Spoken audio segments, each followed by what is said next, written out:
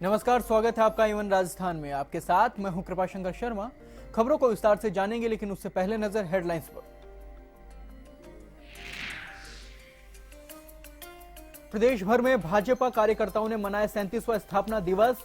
भाजपा कार्यालयों में किया गया गोष्ठी का आयोजन। भाजपा नेताओं ने कार्यकर्ताओं से दिया सीधा संवाद।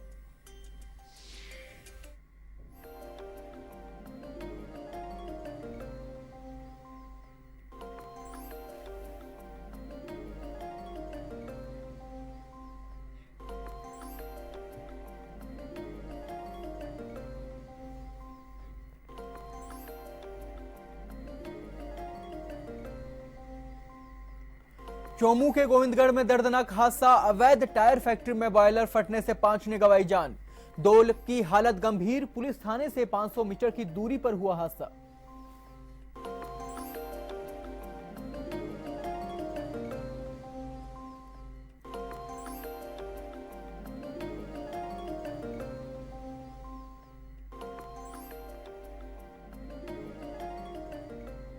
भरतपुर के गांव सेऊ में प्रसूता की संदिग्ध परिस्थितियों में मौत। पीहर पक्ष ने लगाया ससुराल वालों पर हत्या का आरोप।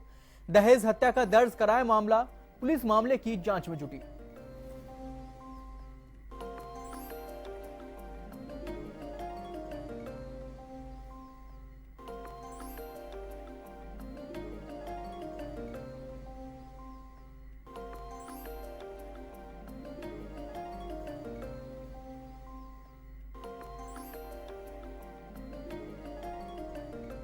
टोंक के देवली में चिकित्सकों की लापरवाही का मामला आया सामने। झुलसी युवती को इलाज के लिए भर्ती करने से किया डॉक्टरों ने इंकार।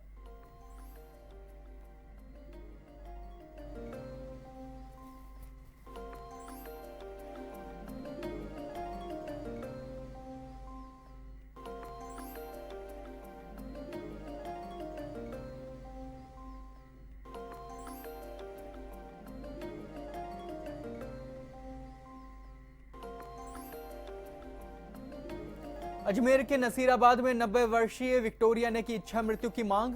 बेटे से परेशान होकर उठाए कदम। स्थानीय प्रशासन से लगाई फरियाद का नहीं मिला फायदा।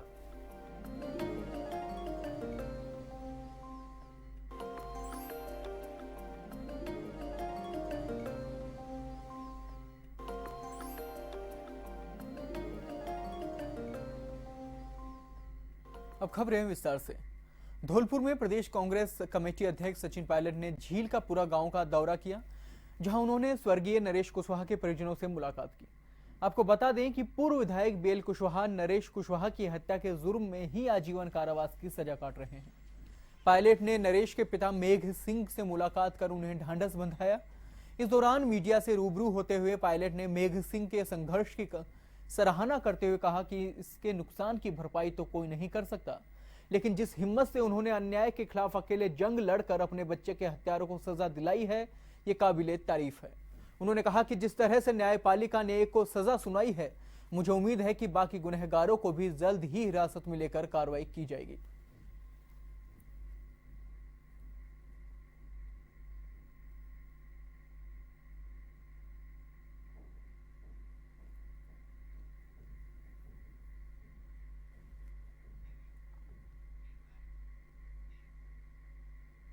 राजधानी के चोमू उपखंड के गोविंदगढ़ इलाके के धोबलाई रोड स्थित टायरों की फैक्ट्री में बॉयलर फटने से आग लग गई, जिससे 7 मजदूर गंभीर रूप से झुलस गए।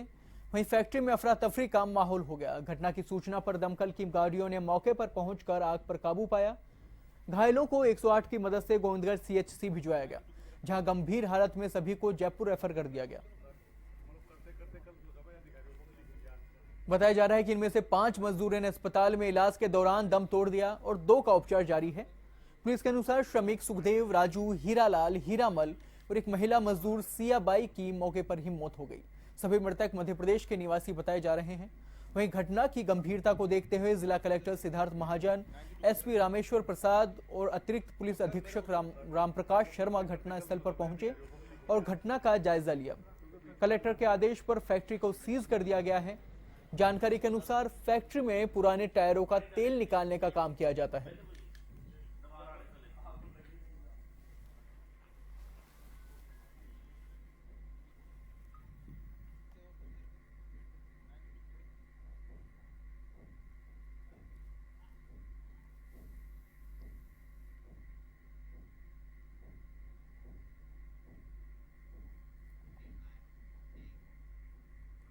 पाली के नोई में विद्युत विभाग की लापरवाही के चलते खेत में किसान की कड़ी कराई मेहनत पर पानी फिर गया। जानकारी के मुताबिक बिजली के तारों से स्पार्किंग के चलते निकली चिंगारी ने किसान के खलिहान में इकट्ठी गेहूं की फसल को जलाकर राख कर दिया। किसान ने बताया कि 10 बीघा फसल जलकर खाक हो गई, जिसे बुझाने का प्रयास किया गया था, लेकिन देखते ही देखते आग ने भीषण रूप ले लिया। वहीं किसान नैनाराम मीणा का कहना है कि वे पहले से ही कर्ज में डूबा हुआ था। इस फसल से उम्मीद थी कि जो अब भी वो नहीं रही।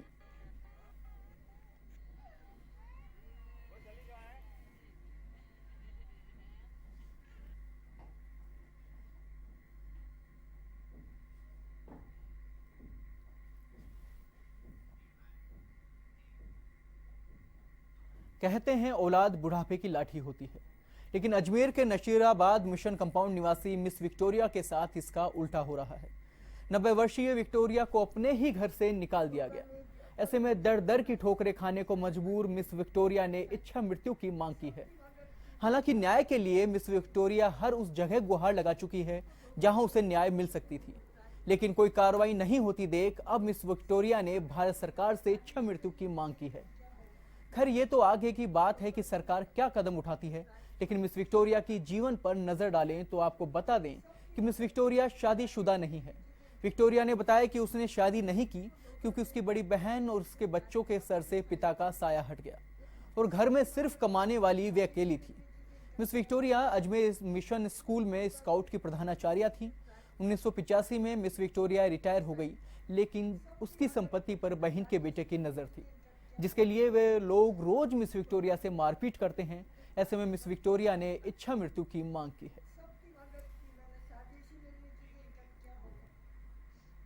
अजमेर के नसीराबाद कस्बे के गांव दिलवाड़ा निवासी आईटीआई छात्र ने अपने ही घर में फंदे पर लटक कर खुदकुशी कर ली, जिससे गांव में मातम का माहौल है। परिजनों के अनुसार रात को खाना खाने के बाद रोज की तरह अपने कमरे में सोने चला गया था, लेकिन सुबह देर तक नहीं उठने पर कमरे में देखा तो फंदे से लटका मिला, जिसके बाद पुलिस को सूचना दी गई। वहीं मौके पर पहुंची पुलिस ने शव का पोस्टमार्टम करवाकर परिजनों के सुपुर्द कर दिया। फिलहाल आत्महत्या के कारणों का खुलासा नहीं हो पाया है।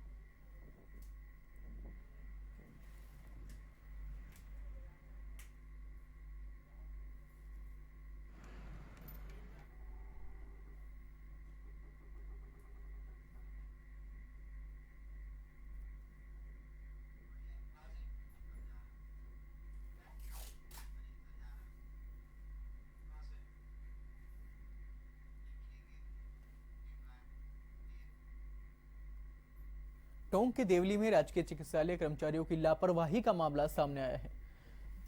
जानकारी के मुताबिक गंभीर रूप से झुलसी युवती को लेकर परिजन अस्पताल के प्रतीक्षालय में घंटों इंतजार करते रहे, लेकिन नर्सिंग कर्मियों की आंखें नहीं खुली। इलाज के लिए तड़पती युवती कराहती रही, लेकिन चिकित्सालय स्टाफ का कलेजा नहीं पसीजा। वहीं जयपुर डॉक्टर अस्पताल पहुंचे तो डॉक्टर राजेंद्र गुप्ता ने भर्ती करने से मना कर दिया, लेकिन जब खबर मीडिया तक पहुंची तो आनन फानन में युवती को भर्ती कर उपचार शुरू कर दिया गया।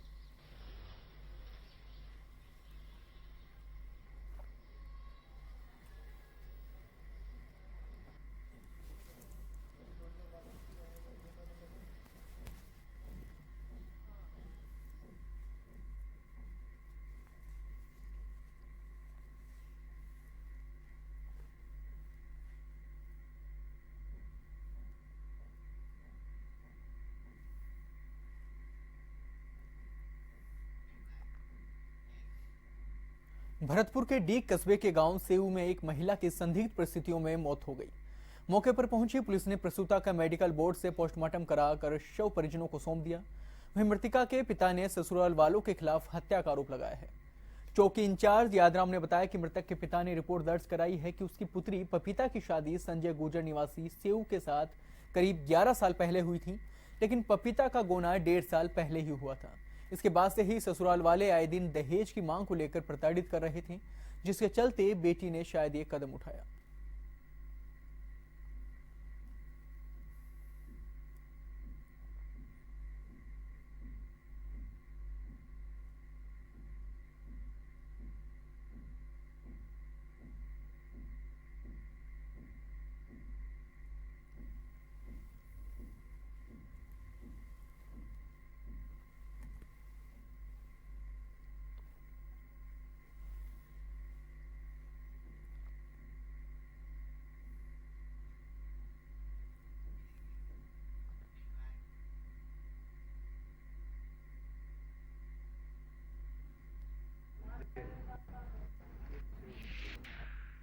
गांव जटेरे की रहने वाली थी और गांव सेऊ में भी आई थी।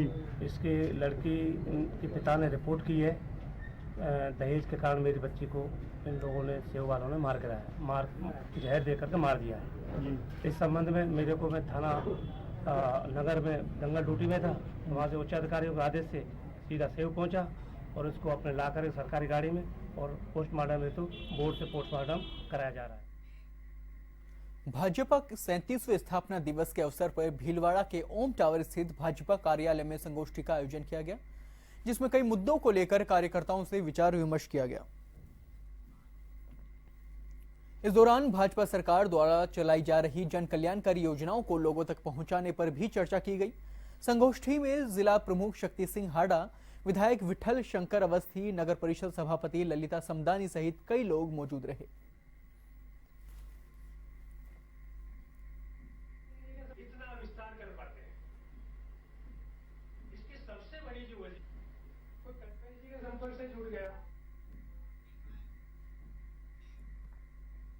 राजसमंद के भीम में राष्ट्रीय राजमार्ग 8 पर कुमार नाड़ा खेतों में अज्ञात व्यक्ति का शव मिलने से सनसनी फैल गई।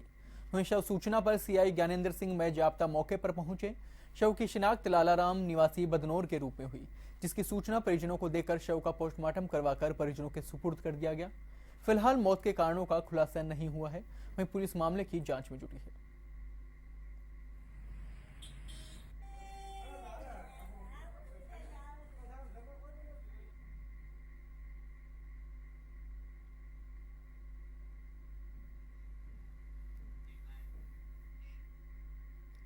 बाड़मेर के बालोतरा उपखंड की ग्राम पंचायत खेड़ में पीने के पानी की किल्लत से आमजन परेशान हो रहे हैं। सार्वजनिक टांके से महिलाएं पीने का पानी लेकर आती हैं, उसमें भी कभी कभी पानी आता है और कभी पानी की कमी हो जाती है। लगातार पानी की किल्लत को लेकर एक जीएलआल का निर्माण कराया जा रहा है, लेकिन कार्य की गति धीमी होने के चलते उसका काम भी अधूरा है। गर्मी के इस मौसम में लोगों को पानी की कमी से जूझना पड़ रहा है। वहीं प्रशासन की ओर से कोई पुख्ता व्यवस्था नहीं की जा रही। कुछ महीने पहले एक आरओ प्लांट लगाया गया था, लेकिन लापरवाही के चलते वो भी धुलकर फांक हो रहा है। पानी की समस्या जस की तस बनी हुई है।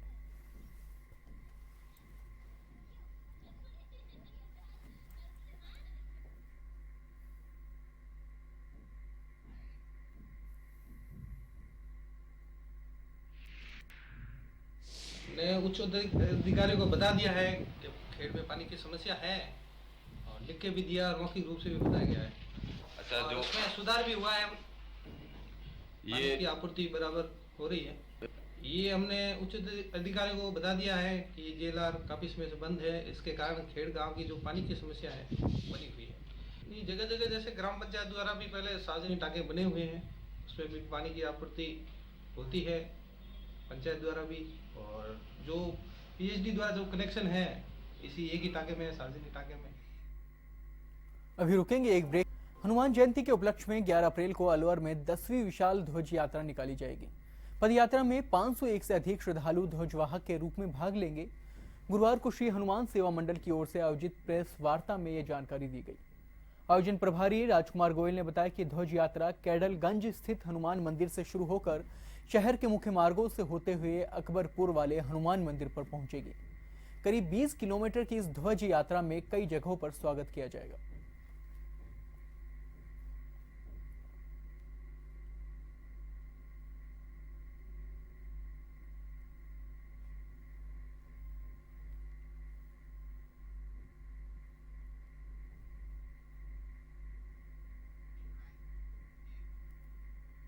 धौलपुर विधानसभा उपचुनाव भाजपा और कांग्रेस के लिए प्रतिष्ठा का सवाल बनते जा रहे हैं। दोनों पार्टियों के बीच सीधा मुकाबला है और ये अगले साल के अंत में प्रस्तावित विधानसभा चुनाव से पहले प्रदेशवासियों की नब्ज टटोलने में अहम साबित होगा। चुनाव से कुछ दिन पहले ही भाजपा का दामन थामने वाली भाजपा प्रत्याशी शोभा रानी कुशवाहा का मुकाबला कांग्रेस के कद्दावर नेता और धौलपुर विधानसभा सीट से 5 बार चुनाव जीत चुके बनवारी लाल शर्मा से है। शोभा रानी क्षेत्र में अपने पति और पूर्व विधायक बीएल कुशवाहा की पकड़ और अपने जातिगत मतों के दम पर कांग्रेस उम्मीदवार को जबरदस्त टक्कर दे रही है। वहीं भाजपा ने इस सीट को जीतने के लिए पूरी ताकत झोंक रखी है।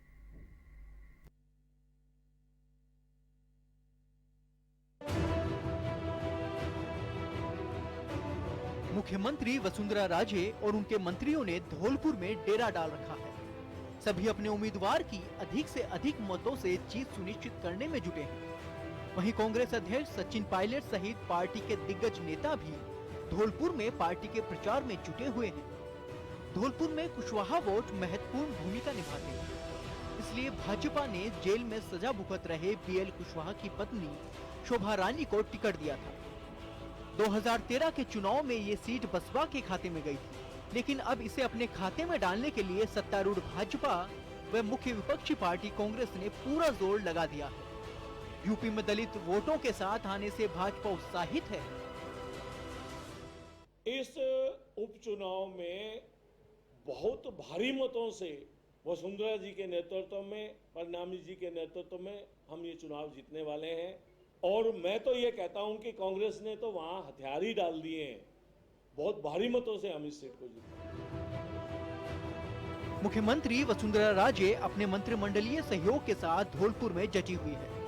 उधर प्रदेश कांग्रेस अध्यक्ष सचिन पायलट भी अपनी पूरी टीम के साथ वहां डेरा जमाए हुए हैं। पूर्व मुख्यमंत्री अशोक गहलोत भी धौलपुर में डेरा जमाए हुए हैं।